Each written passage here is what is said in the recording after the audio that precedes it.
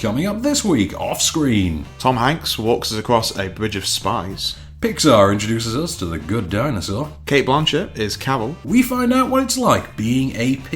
It's a Swedish anorexia drama with My Skinny Sister. And Johnny Depp is a black mass. All those to come and more, off-screen. This is OffScreen. OffScreen.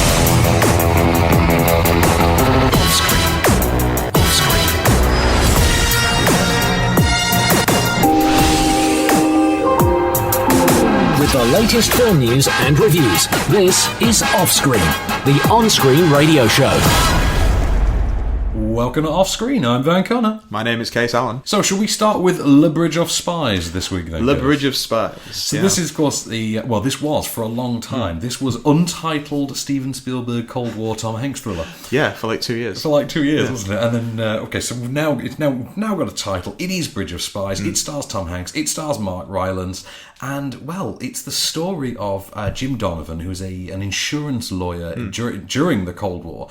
And he is tasked by the US government to provide a legal defense for a captured Russian spy on American soil, played by Mark Rylance, who most of us know through... I mean, I know him from Blitz. I know him from Wolf Hall. Do you remember that? It was a BBC Henry VIII drama. But he's excellent. Well, this is it. So as the legal defence for Mark Rylance's character, who's Rudolph Abel, this is all apparently based on true events as well, as the legal defence falls apart and Tom Hanks' professional reputation is in tatters as a result, the capture by the Russians of Gary Powers, pilot of the U-2 mission, the Aurora mission, leads to a possible prisoner exchange, and Jim Donovan becomes the unlikely figurehead of a union between the US and the USSR taking place in Soviet Berlin. Here's a clip of the actual trial of Rudolph Abel. How did we do in there? Not too good. Apparently you're not an American citizen. That's true. And according to your boss, you're not a Soviet citizen either. Well, the boss isn't always right, but he's always the boss. Do you never worry? Would it help? So would it help? Would it help? That's the line you keep quoting. That's like his after this catchphrase, film. isn't it? It kind of is, because I think it's 2 or 3 times we get the joy of that line throughout this film. But it doesn't seem to wear thin. It doesn't at all. Now, the big thing with this one is when the director of Munich invites you to Berlin, you go along for that, right? Yeah. Because odds are it's going to be pretty good. And this owes a real debt to Munich, I think. It has that very distinct style that Spielberg had adopted for Munich. And, I liked it very much. I thought this was really compelling, really twisty. You kind of know where it's going if you know your history. Like, if the second Gary Powers and the U-2 missions comes up, you think... Okay, I think I can kind of spot where this is gonna head. Yeah. But the thing is, you've got, and you pointed this out about Tom Hanks. You said Tom Hanks is just this generation's Jimmy Stewart. Yeah. And it's hard not to think that. And that comparison has been made, actually, by a fair few people since. No way. You were the first person I heard come out with it. But since I've coined it. Yeah, you should have trademarked that. I should have done, yeah. Revisionist Chosen One Origin Story TM. Generation Jimmy Stewart TM. Yeah. We should have copyrighted that one. But you've got the great Tom Hanks performance, and you don't expect anything less from Tom Hanks. But what you really don't expect with this film is such a great performance from Mark Rylance, who's absolutely terrific. Yeah. Did you expect that much from him in this? Because it seems to come out of nowhere. Absolutely out of nowhere. His character is amazing. You've also got a great performance for Gary Powers, who's played by Austin Stoll. Really kind of lives up to the legend of Gary Powers in the sense he's kind of what you imagine Gary Powers to have been, but he gives him a little bit of genuine human depth as well. Yeah. But what I really liked about the film, outside of Spielberg's revisiting his Munich style, outside of the really impressive production design, was that screenplay, which is got the Coen brothers. The Coen brothers working on this script. Apparently, they only did a late rewrite, but you can tell they're on this film because it has that verve, that swagger, that sort of that character-based minutia that we've come to love from them. I was aware that they had done this rewrite on it, but a lot of the people that I was watching the film with, just in the screen, did not know, and you could just audibly hear the gasps. And people were like, Fargo. Just like, let's go in. These little references. And that's the thing, I really enjoyed it. It's part courtroom drama, part John le Carré adaptation. It has something of a Tinker Tailor vibe to it. Oh, I thought that as soon as it opens, you get that. It has that Tinker Tailor sort of appeal, but it opens with... Where you follow Abel, you follow him through the subway. Yeah. It does. It has that... And that's where I thought Munich very early on. I thought because it had that Munich style in the very early sequence. Then the introduction of Tom Hanks is very sort of quintessentially Spielberg. Talking to Alan Alda, yeah. And Alan Alda... Oh, God, love Alan Alda in a film. Yeah. Great supporting cast. Great supporting... Jesse Plemons. Oh, Jesse Plemons as well. Amy Adams, Amy Adams, who I thought was Kathleen Quinlan for the longest time in the film because they are starting to look the same. Not Amy Adams. Amy Ryan? Amy Ryan. Amy Adams. Yeah. Amy Ryan is the one from The Office. Amy Adams is from The I thought I'd pick up on it now before we just get comments about it. Yeah. So this isn't up to the level of sort of what you would call iconic Spielberg. This is no E.T. This is no Schindler's List. This is none of the classics. I would say this stands sort of akin to something like Munich. You don't come up with Munich when you hear Spielberg's name. It's not an immediate sort of suggestion. But it is a great film. It's a great film, and it's very enjoyable. It's a reminder that Hank should never be underestimated, and he will keep turning out things like this and Captain Phillips, and he will maintain his stance as the Jimmy Stewart of this generation. Absolutely. But if you're going to see the film for anything, see it for Mark Rylance. He is terrific in it. So we've got to talk about Ryan Gosling. Yeah, let's do this. So, Ryan Gosling, he is teaming up with the director of the film Whiplash, which I loved. You loved Whiplash. I thought Whiplash was a very good film. I just don't like Miles Teller. Well, let's not have this weekly Miles Teller bashing. Anyway, so Gosling has been approached by Damien Chazelle. To play Neil Armstrong in a biopic. That's going to be awesome. Yeah. I love that casting. That's fantastic. That would really work for me.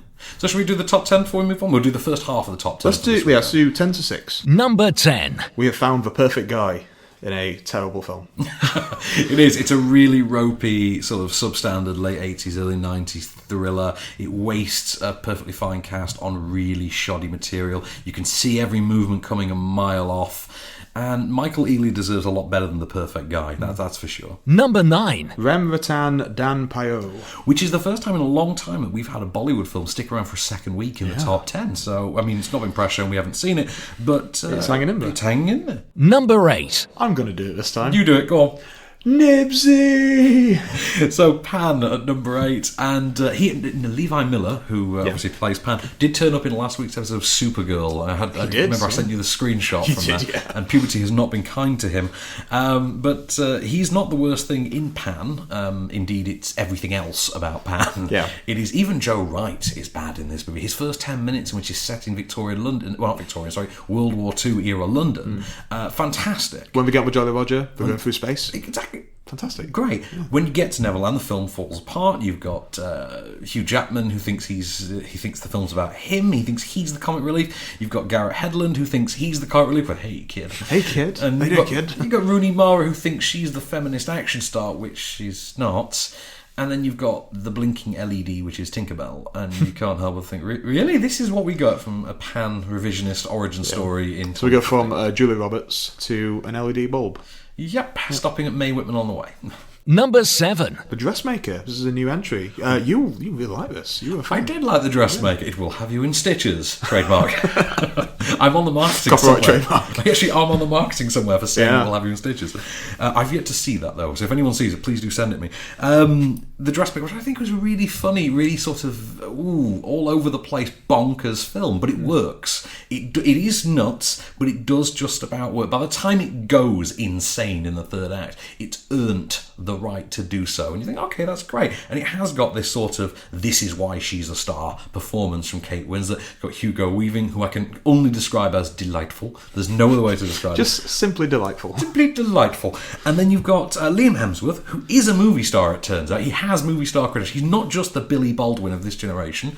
And then you've got Judy Davis, who is all grime and grump and a lot of fun. What's not to like? Number 6. Can everyone just go see Steve Jobs, please? Just I liked it. You liked it. Wilson liked it. Wilson went and saw it this week as well, and he was a big fan of it as well. I think it's got some terrific performances, a lot of style in the direction, and of course it's got a fantastic screenplay. Yeah, the screenplay is like another cast member. I think we're counting down to the Oscar nominations purely just waiting for that to get acknowledged, because it has to. It will, but famously when films kind of flop this big, it does hurt my chances. Is it going to be a best adapted screenplay? Or Oh, an original interesting, screenplay, yeah. because it is an original screenplay, but it is arguably an adaptation. That's going to be an interesting one, because we had this with Guardians of the Galaxy a couple of years ago, where it had to count as an adapted because it came from a book. So if that counts, I would imagine this does as well. Go see it though, because you should. It's awesome. It's brilliantly acted and it is entertaining. It's like three really great stage plays. Yeah, that is the best way of putting it, really. So let's have a look at. We'll just plug our competitions in before let's do we cut to the break. So we've got some interesting ones coming up. What have we got? Okay, well, first of all, we've got. You're gonna love this. We've got limited edition Paddington DVDs to give away. We've got those first of all. They're these new 3D edition Paddington DVDs, and we've also got. I'm really proud of this. Limited edition Blu-rays for Pixels. These are the full-size Pac-Man heads that light up, and they've got the Blu-ray in the bottom of it. Oh, that's very cool. If you go on to onscreenfilm.com, go into our competition section, there are images and you can enter on there and you can see all these things for yourself. There's loads of other competitions. Even I want to enter that. You would. I mean, the Pixar Blu-ray as well has a feature where you can sync up your iPad or your Android phone or whatever with the film and play the video games with the characters in accordance with the film. That for me, that's a selling point. Yeah. But it's unfortunately made me have to add an Adam Sandler movie to my Christmas list this year. But, hey, Matt, we're going to have to review the Netflix film at some point. We are. Ridiculous 6. So, onscreenfilm.com, go in our competition section, and we'll be back after this. With the latest film news and reviews. This is OffScreen, the on-screen radio show. And we're back. So, should we look at Carol next? Yes, so this is Rooney Mara and Kate Blanchett. In a Todd Haynes film, which I like Todd Haynes, I presumed you would, actually. I am his type. you are clearly his fan base, it would seem. So just for those of us who aren't particularly enamoured with Mr. Haynes, what is his body of work entail? Well, my favourite of his films, he did a film called I'm Not There, which is the Bob Dylan biopic. This is the one with... It wasn't Tilda Swinton. Who played... Kate Blanchett. Kate Blanchett, that was it. Okay, there you go. You would automatically assume Tilda Swinton. It's either Kate Blanchett or Tilda Swinton. Yeah, but just disappear. Yeah, it is a biopic, but not really. It's loads of different people playing Dylan-like characters. Exactly. Yeah. Right, so you've got Carol, which is set in the 1950s. Kate Blanchett plays the titular character, whom is a woman in the midst of not a divorce, but a separation. She herself is a sort of closeted from society lesbian, although not so closeted from her husband, hence their separation. And she has a chance encounter with a young department store worker played by Rooney Mara, and the pair sort of embark on it's a friendship that starts to blossom into something more. But this coincides with more movements in Carol's marriage towards custody arguments and the Christmas season as well, which sees Carol's daughter being sent away with her father, and Carol looking to basically get away from it all. We have a clip. And your meals. Thank you. Thank you. Enjoy. I'm starved. Bon appetit. What do you do on Sundays? Nothing in particular. What do you do? Oh. Nothing lately. I mean, if you'd like to come visit me sometime, you're welcome to. At least there's some pretty country around where I live. Would you like to come visit me this Sunday? Yes. What a strange girl you are. Why? Flung out of space. Kate Blanchett there, Rooney Mara. It's it's an interesting one, this one, because it's not an entertaining film by any stretch of the imagination. I don't think you could. It's not. There's nothing multiplex fulfilling about it. You couldn't put this on a Friday in front of a Friday night multiplex crowd and be surprised that they didn't enjoy it. Yeah, but that's not their audience. It's not the audience. That's what I was going to say. This is very much a case of It's been released very purposely at this time of year because, as we know, it's on the run up to Oscar season now, isn't it? Every second thing that comes out now is let's go for Oscars. Yeah. And Cate Blanchett remains the sort of unacknowledged movie star in this one. And Cate Blanchett that's what Cate Blanchett is, really. She is this unacknowledged movie star titan kind of figure. And she's in everything, but we never really think of her as a great movie star. No, she's kind of like our version of Meryl Streep. I don't know. I think Meryl Streep kind of gets awarded as too much of a movie star. Also, all of the Oscars. Yes, far too many Oscar nominations. 19 now? 18, 19, something like that. I think I saw 19 somewhere on a meme recently. Oh, but so this is a very classically Hollywood performance from Cate Blanchett, but the film itself is not classically Hollywood. It has that it's all about brilliant sort of verisimilitude. It's all about the period setting and the production design, and very much capturing sort of the spirit of the day and the sort of sentiment of the day, the sort of mentality of the day. What you've got is a screenplay by Phyllis Neji, who I believe she's a playwright who's basically moved into the feature market with this one. And what she's done is she's provided this brilliant screenplay that affords an opportunity for everybody involved to deliver these absolutely powerhouse performances. So Cate Blanchett, great, grand Hollywood performance, very much a sort of Betty Davis-like quality to it. You've got Rooney Mara, who's all wide-eyed and sort of innocent, and but really lovable at the same time, and she's come to this sort of sexual exploration right as she's at a crossroads in her young life, deciding to decide what she wants to do with the rest of it. There's an almost Mad Men-like quality as well to her scenes. And then, of course, you have Todd Haynes' direction, which is really brilliantly sort of judged. He's afforded them a distance. There's a distance to his direction, which he breaks only when it starts to become really emotional. Besides that, he's quite standoffish in the sort of culturally appropriate moments, and you think, okay, that's quite a clever way to do it. Like I say, this isn't going to work for a Friday night multiplex crowd. Why would it? It's not really for that sort of thing. At all. But it's yet another sort of reminder that Cate Blanchett is this great movie star that never really gets the sort of Nicole Kidman-like level of acknowledgement. And you said those two should be the other way around, really, now. Oh, at this stage, At this stage, I think with the sort of gravitas we afford Nicole Kidman, I think Cate Blanchett maybe sort of... After watching Grace of Monaco, absolutely. You mean that perfume advert? Yes. Yeah. So here's an interesting story for you. Yeah. Right, we've got an upcoming reboot of Kickboxer coming out. I did know this. Right. Yeah. Which is going to have Jean-Claude Van Damme playing the mentor role this time. It's going to be called Kickboxer Vengeance. It's the one with Dave Bautista? Dave Bautista, Gina Carano, Georges St-Pierre, or GSP as he's called. Remember from the beginning of Winter Soldier? Yeah, the kicker guy. Yeah, the kicker guy who kicks Captain... What is his character name? Do you know? I forget. Baltrog? Something like Baltrog the Leaper. Baltrog the Leaper, that's it.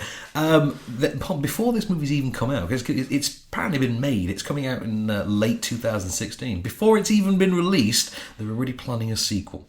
So, Kickboxer Vengeance is going to be followed by Kickboxer Retaliation. Oh, of course it's an art title. And that's going to also feature a return for Alain Moussi, who plays the lead in the reboot, Gina Carano, Dave Bautista, and Georges St-Pierre. So the only person not confirmed to be returning is Jean-Claude Van Damme. So he's probably going to die.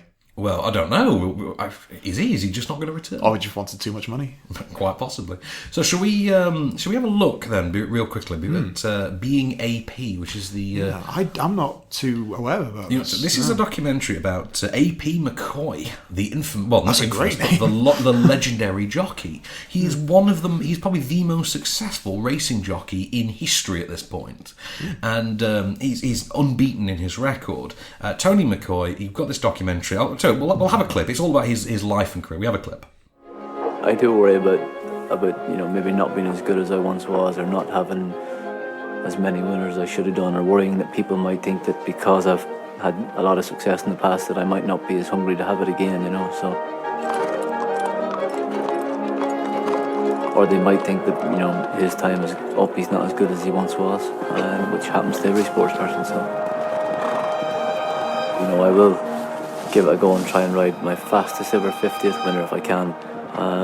But also I wanted to be champion jockey this year, because if I am, it'll be my 20th season, and that's something that I could never have dreamed of being able to do. So this season will be harder than any of the others, to try and achieve that. So this is a sort of weirdly insightful attempt to document the sort of life and times of Tony McCoy. It's directed by Anthony Von Kay, and it's a very strange animal. It's kind of like they've asked someone to do a proper, straight-up biography on Tony McCoy, and then Von Kay has simply just gone off the rails and decided, you know what, there's more interesting stuff I'm going to do. I'm going to get into the psychology of the man. And as you can hear from that clip, he's a very sort of very introspective sort of a character. He's very much about his thoughts and feelings, and there's a lot of self-doubt in him, and it all comes through in this film. The only problem is that the film fixates almost exclusively on McCoy and his wife Chanel. And it doesn't really have any other characters or real interviews outside of them. There are one or two minor ones, but it's mostly McCoy and Chanel. And the problem is that by focusing on them and not really having much more room to grow, it feels overlong. It feels like it's gone off the rails at times. It feels like it doesn't quite know where it wants to be. It's very, very well made, though, and it's a really irritating mixture. For one thing, you've got this score by Andrew Phillips. Now, I've looked into him, and he's not really a prolific film musician. He's not done too much. But his score, and you'll have heard this in the clip as well, it's amazing. It's a beautiful score. He has done more for the cinematography of this film with his score. He's elevated it. He has elevated it, and he's added this sort of class and grandeur to it all. And he managed to sort of provide... He provides more of a narrative to it than Von Kay himself. I do think that, you know, people who are genuine racing aficionados will enjoy the film in the same way that boxing fans will have enjoyed Mr. Calzaghe last week. But outside of that, I don't really think there's not much to latch onto. And that's a shame, because it is a really, really polished film. Have you heard this week's news about Sir Kenneth Branagh? Sir Ken. Sir Ken. Who's he playing now? Go on this one. Okay, well, he had been attached to direct a new adaptation of Murder on the Orient Express. Well, he's found someone to play the character of Poirot himself. Hercule Poirot? Hercule Poirot. He's going to tackle that role himself. Well, that kind of adds up, because didn't he cast himself as Victor Frankenstein years ago? Yes, he did, with varied results. And then he cast himself as his own Jack Ryan villain as well. Again, with varied results. I'm amazed he wasn't Odin in Thor. I really am. I could have imagined. I love Anthony Hopkins in that. I'm just surprised he wasn't. But you're not king. It's amazing. How many people? I think it'll work. As many as are needed. I think it will rock, rather. I think he'd be a very, very good Poirot. I'm looking forward to the film, though. For more than anything, I want to see the all-star cast that they assemble for Murder on the Orient Express in 2016, 2017, whatever I think it's 2016. I don't imagine it will take too long to produce, because it's quite a small-scale sort of a film. It's confined within a train. Set on a train. With the latest film news and reviews, this is OffScreen. And we're back. So should we carry on with the top 10? We can finish that. Yeah, let's do it. Number 5. Brooklyn, Saoirse Ronan. Well, it's gone up a place as well. So it has, yeah. Do you think word of mouth might have actually yielded some positive results? Because it deserves maybe. it. Yeah, definitely. It does deserve it. Saoirse Ronan is excellent in it. Donald Gleeson, I like very much in it as well. I'm a big fan of the film in general, but I really like Nick Hornby's screenplay. And I thought, it's got some verve, it's got some wit. It does a nice job of setting up its sort of the world of 1950s sort of Irish immigrants. It's a really compelling, interesting and engaging romantic drama. And, well, I like Saoirse Ronan in more or less anything, so I'm kind of happy with this one. Number 4. Hotel Transylvania 2. Should I ask if you've seen this week? I don't think I'm ever going to see it. You're never going to see this. I'll wait until Halloween next year. That's it. Well, it'd be on the bargain shelves by then, I'd imagine. Well, I'll get both of them in one of those like double packs. Double pack, yeah. TK, was it TJ Hughes? Not TJ Hughes. TK Maxx. Mataline, yeah, of course, yeah. So, Hotel Transylvania 2, which I think fans of the original Hotel Transylvania are going to sort of eat up, because it's very much more of the same, but it's sort of a Meet the Fockers style inversion of the formula, where they change it a little bit. They change it round slightly, and it's still as funny, it's still as witty, it's still kind of as brilliantly excessive in terms of its Gendy Tartakovsky animation, and I really liked it. Number 3. And I haven't seen this one either. The Lady in the Van. I knew you were planning to see this one. I was, yeah. So this is an adaptation of the Alan Bennett play / book / radio play. Yeah. And now it's a film. And now it's a film. And Maggie Smith is playing the role for not the first time. Shouldn't it 2 or 3 times now she's played this before? She's definitely done it for the radio play. She's definitely done it before. And she's excellent in it. It's a really great performance. But it's the kind of thing that we know Maggie Smith can do really, really well. The sort of misanthropic elderly lady. Curmudgeonly. She's so good in it, though. She's so much fun. And it is a funny, heartwarming film. But I really like Alex Jennings and his portrayal of Alan Bennett, though. He's brilliant in it. Number 2. Spectre. Which, should I say, I had the pleasure of seeing a second time. And yeah, you did say. Well, it is this awkward fusion of the Daniel Craig era with attempts to go back to the Roger Moore style of It definitely feels like globe-hopping, sort of more adventurous you got a big silly henchman who doesn't talk. And it doesn't quite work. It feels very cumbersome. At times it's bloated, and at other times nothing happens. There's a lot of excess to it. And I don't mean excess in the opulent, sort of extravagant way that Bond always has, but in terms of a production value side of it, like the opening features what must be 10,000 extras, and you're just thinking, why is this not 500 extras like it used to be? Why go this excessive with it? Because that's all the film seems to be about, is let's see how big we can make this. Because I guess after Skyfall, that is a lot of pressure. There is a very throw money at it. It is. It's a misconception, I think, with this that that the bigger is better, and bigger isn't necessarily better, because Skyfall wasn't a big film. Skyfall was a tight, focused, and lean film, and that's why we loved it so much. Their entire climax is Home Alone, and it's set on this little farm, set in a house in Scotland, and it works so well. And this has the ending from an episode of Spooks. Yes, it does. That's just Mission Impossible. And Mission Impossible. And Rogue Nation turned out to be a better spy movie than Spectre. Who'd have thunk it? Exactly. Number 1. The Hunger Games, Mockingjay, Part 2, City of Bones, Mortal Instruments, Maze Runner. Allegiant. So, Hunger Games, it's over. It's all done. It's done and dusted. This franchise has come to an end. The adventures of Katniss are no more. And the capital is it saved? Is it not? You'll have to see the film to find out. No spoilers here. I think fans of the book, will feel well done by it. I think they'll feel well served by it. I think anyone who's not a fan of the book, like myself, I've never read the books. I just felt that there was too much took place sort of off screen. Too much took place in an offhand moment, and it promised big things that didn't quite deliver. It promised character notes that weren't quite there. I mean, the ultimate resolution of its love triangle is somewhat ham-fisted by one of the characters simply being cast aside by the plot, it would seem, rather than anything else. And your love triangle is resolved by, oh, well, this one's still here, so we'll have him. And you're like, really?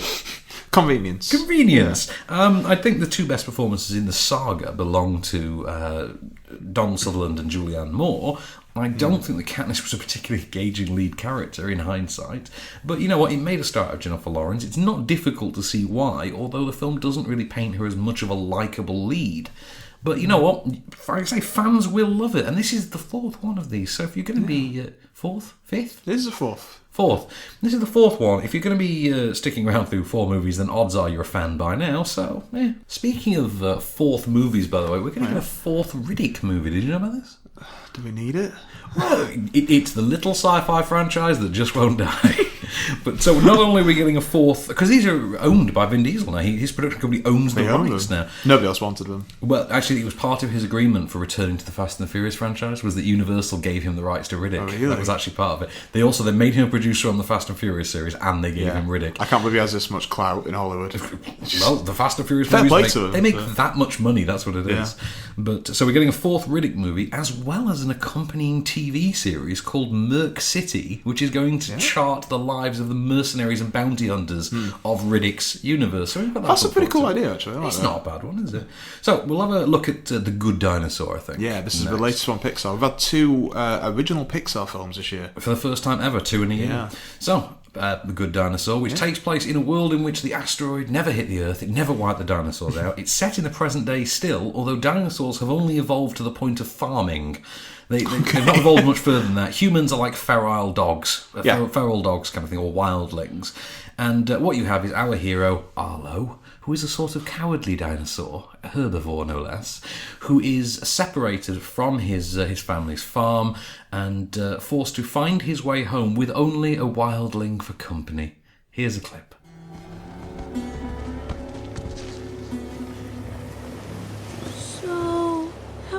you say that watering hole was? I got a job for you. I'm not really good at jobs. I need you to keep on the dodge and sidle up the loblolly past them hornheads, just hooting and hollering and score off them rustlers.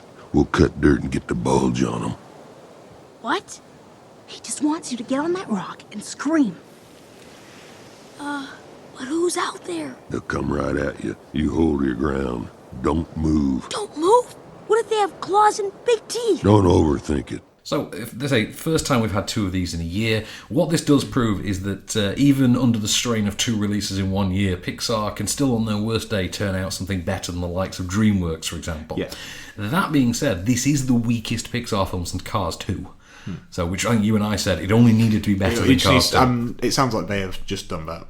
And that's it. I mean, if that's the remit, just make it better than Cars 2, then they have succeeded. Can't really argue with that. What you've got here is a sort of traditional boy and his dog story. But flipped. So that the dog is actually, a feral human.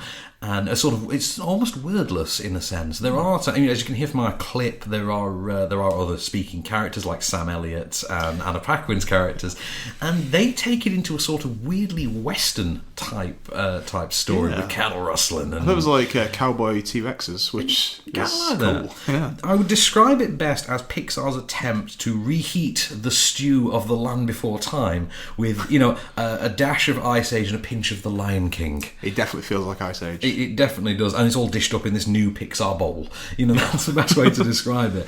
The Pixar personality is ever present. You don't deny for 1 second that what you're watching is a Pixar film. It feels like it throughout. It doesn't really do much with the whole dinosaurs never died concept. I mean, for the intents and purposes of the story, this could just have been set in dinosaur times without the asteroid aspect, and it would have made no difference whatsoever. But what really sets the film apart more than anything is the visuals of it. And because this was shown to us in Dolby Vision, which is this new photorealistic high dynamic range technology, and it really enhanced what was already there, which is this beautiful style that they pioneered. That short, The Blue Umbrella, a few years ago? Yeah, I love that short. That photorealistic short. They've done that again. They've brought it to a film this time. It's got photorealistic texturing, and they've found a way to apply that to traditionally animated sort of cartoon-like characters, and it all looks really terrific. Kids are going to love the film. Parents are going to be, at the very least, engaged. Just by the visuals. By the visuals. Like, parents will, but they won't dislike it at all. They won't be bored by it. They will think it's not Finding Nemo, but you kind of think that of a lot of Pixar's work. I mean, even Inside Out, which I think is terrific, I still thought, it's not Finding Nemo. Yeah, you're not as, completely enamoured as what, you're not. Say, me. And this isn't as iconic as Inside Out was. Like, Inside Out, you'll see those toys on sale in 5 years' time. You will. In 2020, you'll still see Anger in the Disney store, but you won't see Arlo alongside him on the shelf. No. It's an entertaining enough film. It's just a little bit safe by Pixar standards, which is a shame. We should plug, by the way, the quiz. Oh yeah, we should definitely put the quiz, our monthly film quiz. If you go along to onscreenfilm.com, in our feature section, you can take our November film quiz and try your hand at 25 questions of today's modern multiplex. This month's theme is young adult adaptations, but they're not all Hunger Games related. There are other young adult adaptations in there, and also general film questions as well. So go to onscreenfilm.com, try that, and we'll be back after this break. With the latest film news and reviews. This is OffScreen, the on-screen radio show. So on to My Skinny Sister then, this is a Swedish drama about a teenage girl with anorexia. What you've got Katja, who's a teenage figure skater, as so many teenagers are these days, because it's the most common thing in the world to be a figure skater. But for the purposes of an anorexia drama, it makes complete sense. So you've got a teenage figure skater who, of course, has anorexia in the context of this story, and her younger sister, who sort of looks up to and worships her, discovers this and starts trying to help her, but before long makes things immeasurably worse. We don't have a clip, obviously, because it's all in Swedish. There are some English bits in it, though. And everyone seems to be just bilingual. Well, it just flits into English. It just flits into... It's like an episode of Firefly. That does happen in some like European It's films. very true. So this is the feature debut of Sanna Lenken, a Swedish director, who directed a short before this called Eating Lunch, which was about a group of teenagers being treated for anorexia, trying to eat their lunch within 30 minutes. So you think, okay, there might be something of a recurring theme going on here. And if you look into the film, there is she has in interviews talked about her own teenage anorexia. So you think, okay, so there is a personal element to this, and that does show in the film itself. Now, the film is a really highbrow exploration of its subject matter.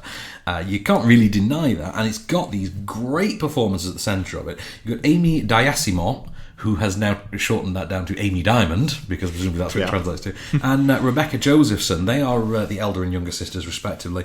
And you can't fault them for performances. Their performances are absolutely terrific. They really sell the tale, and they really get you emotionally invested in it.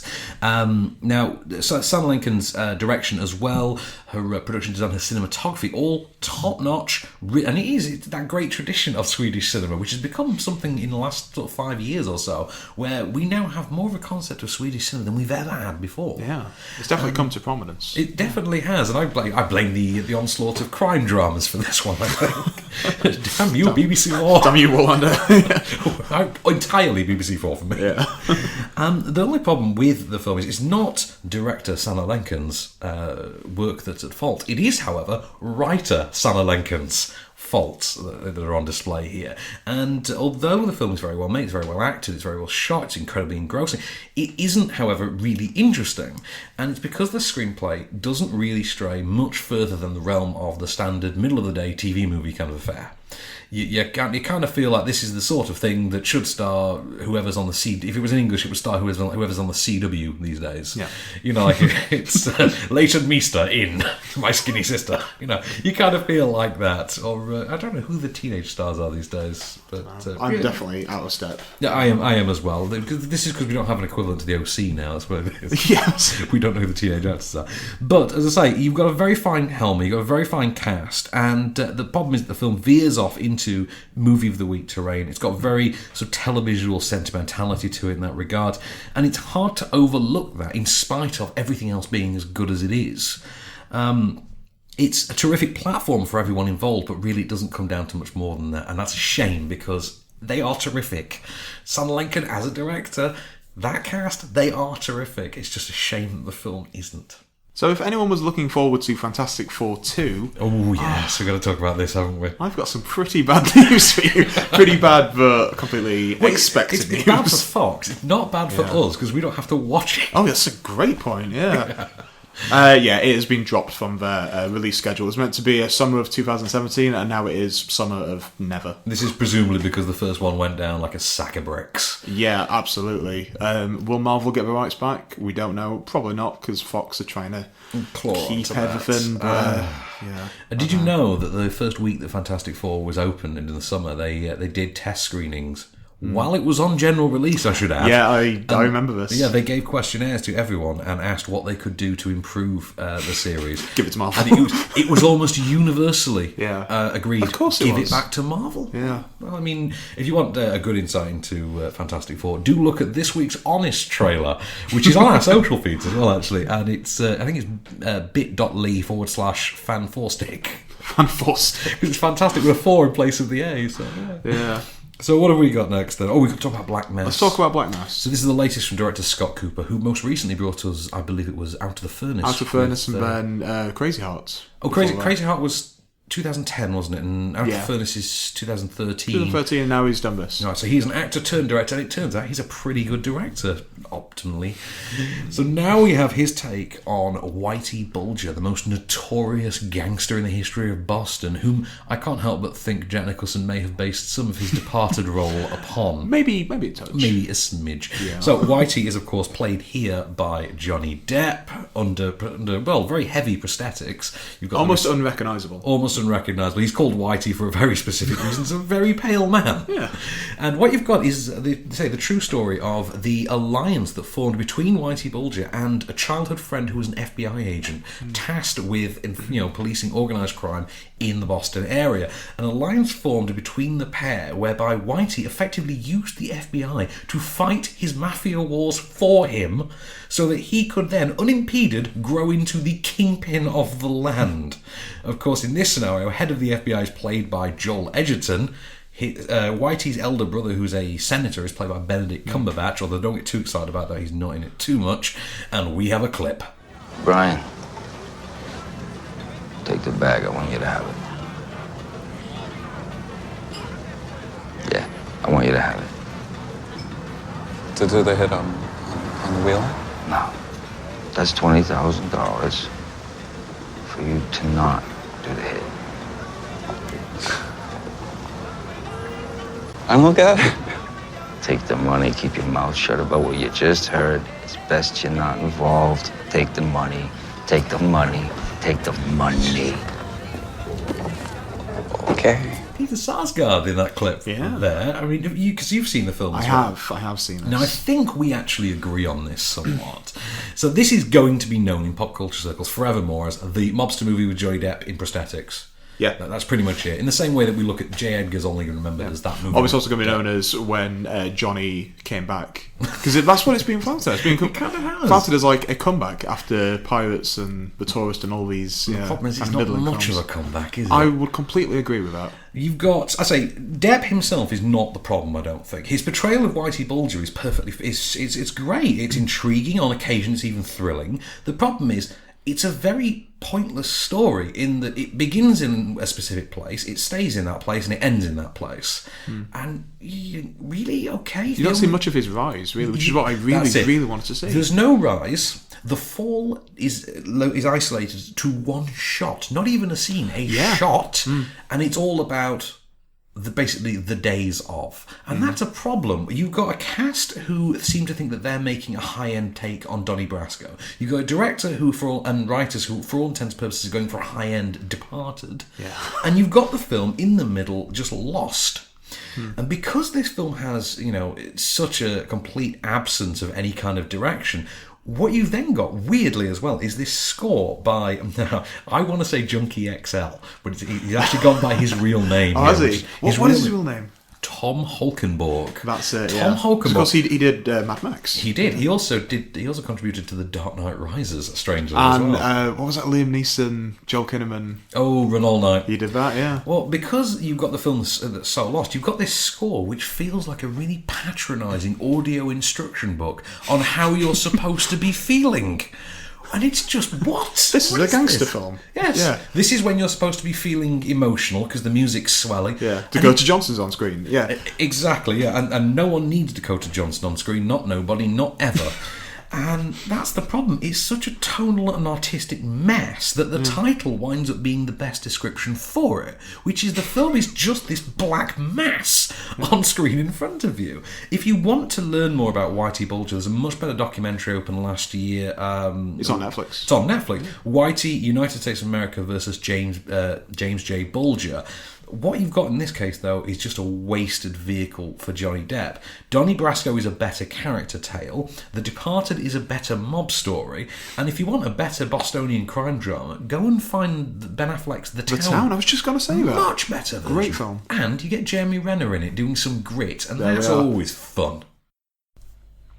What do you think we should give your film of the week to? Well, it's got to be Bridge of Spies for me. I want for you as well. Yeah, I'm unanimous, because it's not going to be Black Mass, is it? Not going to be Black Mass, for sure. And I really wanted Good Dinosaur to be it, but unfortunately, not the case. At least it's good. At least it's good. It's better than Cars 2, which is all we hoped for. We've got some interesting ones next week to come. I'm really, really looking forward to next week. Oh, I know what it is. Yeah. Okay, so first of all, we've got Victor Frankenstein with James McAvoy and Daniel Radcliffe. Yeah, whatever. And Daniel Radcliffe's a fun little cat. He really is. I don't like Max Landis. You don't like... Oh, Max Landis is right, isn't he? We've got Christmas with the Coopers. a John Goodman Christmas comedy. Yay! And I love June Squibb. She's in June it. Squibb. And Olivia Wilde's in it as well, I believe. Yeah, Amanda Seyfried. We've got Sunset Song, Terence Davis, one starring Peter Mullen. I'm a big Peter Mullen fan as well. We've got Imber Means Sing, which is a documentary about the African choir. And not only are we reviewing that, we have an interview with its producer, CNN's Erin Lavin. So how cool is that? Evan Lavin is the most American name. It is, and she is the most American person I have ever encountered in my life. We also have the Adam Scott Christmas horror movie Krampus. I'm so excited for Don't ever type Krampus into Netflix or Amazon Prime because there's about 19 films about Krampus, and they're all horror movies. We also have The Show of Shows, which is a documentary about 100 years of vaudeville and circus shows. That's an interesting one. Watch it. And of course, Seth Rogen and the boys from This Is the End are back with their Christmas movie, The Night Before, which also stars Joseph Gordon-Levitt and Anthony Mackie. Yeah, so busy all week. Busy all week next week. And you know the week after that, Sisters is out. So we got some stuff to look forward to.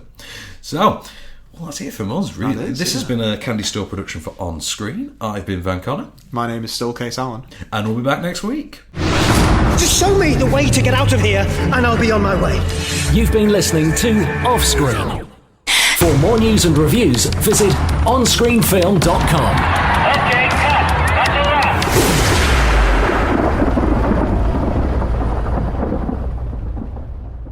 But of course, we couldn't just leave it there. There's more. There's more, because obviously, for the purposes of radio, we have to fit in, we have to fit it into about 45 minutes. So. This is basically us doing like a Marvel, post-credits. This is our post-credits. This is the sting. But of course, there's a whole movie we didn't get to review, and we can't really forget it. That's unfair to the movie. Isn't it? Yeah. And you can't be unfair to a movie. You cannot. Unless it's Fantastic Four. But, in this case, a movie did try to entertain us for 90 minutes, so it's only fair we review it. So, Unbranded, this is a strange little beast, no pun intended, given the subject matter. This is a documentary about 4 American college friends who decided to pursue their dream of riding a herd of mustangs from the Mexican to the Canadian border. Because, well, why not? That's cool. And that's really it. Now, you only get 3 on screen and 1's filming. There's a lot of GoPro use in there. Yeah. Basically, in this day and age, what you've got is you've got this endless pandering to sort of Chinese demographics. The idea that every tentpole we see seems to stop and start over again in China. Like Transformers: Age of Extinction literally stopped halfway through, but it's so common now. Yeah, exactly. So it's nice to see a film that's just refreshingly all-American. And you literally do not get more all-American than this, which is, let's ride some Mustangs from a border to a border.